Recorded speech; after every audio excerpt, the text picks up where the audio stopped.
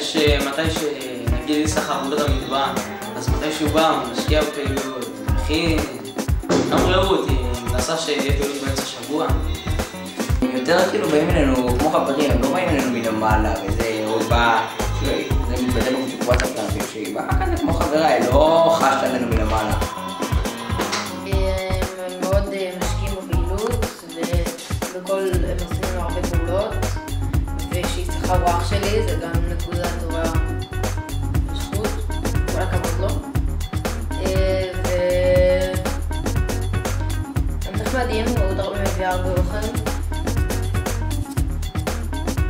ומשקיעים? הם זורמים וכיפים. הם מצחיקים. הם משקיעים בפעולות. כן, מאוד. קודם כל, סליה עם בת דודה שלי, אז אין מה לדבר.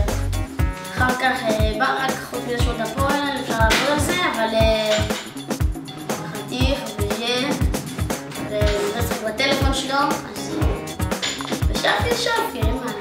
ונחמד להיות איתה, כי גם נגיד אחרי הפעולות, אז אפשר מה לדבר. ויש קטעים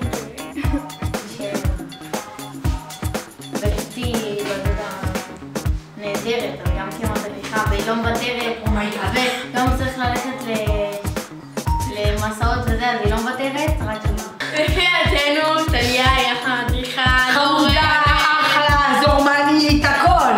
אני אומרת דבש. פשוט דבש.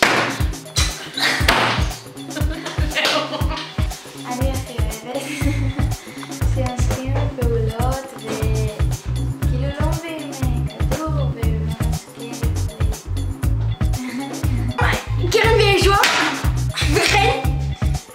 וקרן, אתם מדריכים מאוד טובים שהם חמודים, שהם מצחיקים, שהם קוראים, שהם מאוד נחמדים ועושים פעילויות כיפיות וחמות והכל כיף איתם. הכל כיף איתם. זה שהם נחמדים אלינו. מה עוד? על הפעולות הטובות שהם עושים לנו. והפעולות שאתם עושים הן טובות. מאוד.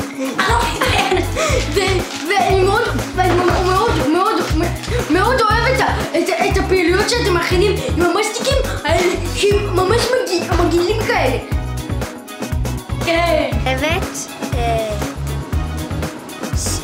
שאנחנו מבקשים יחסית לכולם ביחד. כיף לכם? כן. מאוד מאוד? כן. אם היה יותר פעולות היה יותר כיף. זה ממש לא מובן מאליו, שאתם מדריכים, במיוחד במקום צר כמו שלנו, וממש כל הכבוד על ההשקעה. כל הכבוד על ההשקעה. שהם עוזרים לנו והם מכינים פעילויות שוות, כמעט כל שבוע מנסים, והם דואגים שיהיה לנו רק טוב וכיף.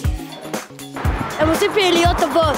הם עושים פעילויות ממש טובות, והם עושים פעילויות ממש טובות, ויש להם הרבה מאוד ממתקים, והם מאוד נחמדים אלינו. והם נותנים לנו לאכול, והם חתיכים.